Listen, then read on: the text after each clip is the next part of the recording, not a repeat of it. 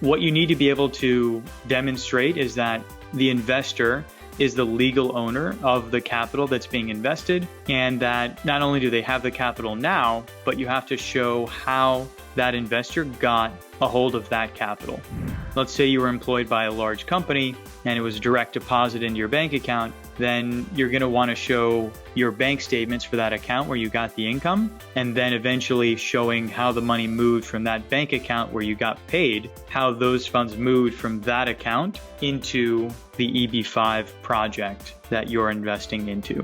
One of the most important things for any investor, as well as a Brazilian investor, is time, is taking the time ahead of time to set up the flow of funds that you're planning to use, so that we don't have to go too far back in the documentation process or too much of a complicated process to prove it. Because what happens is a BVI or an offshore can tend to really complicate some of the tracing that we have to do.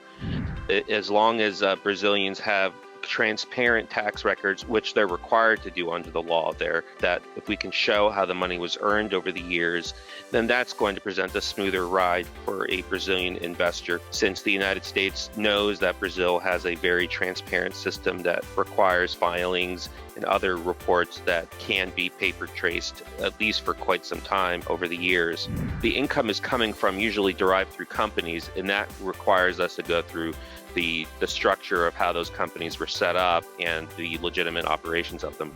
A Brazilian investor is going to be very sophisticated and need to take some steps ahead of time. Maybe assets that are in the United States might be considered as well. I think we might see some changes where loans are being taken maybe from U.S. properties that they own.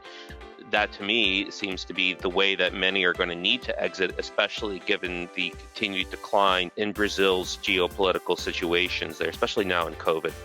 We do need a host of different documentation of the four corners of a property sale if we're going to do that, or other deposits, and showing the flow of funds to create an investment account and the accrual over time of how that was made. So for inheritance or for trust creation, they really want to see how those funds more and more were earned to fund that last will. Simply providing the last will of testament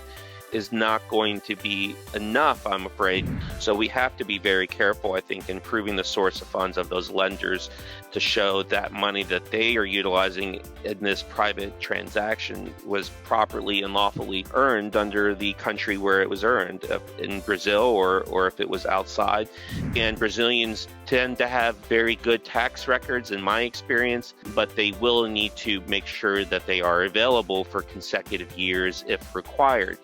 So that would be very important to take steps with a Brazilian tax expert, which we work with closely to make sure those things are in order, so we don't have a request from USCIS giving us 90 days to reply where things maybe can be cured or dealt with ahead of time.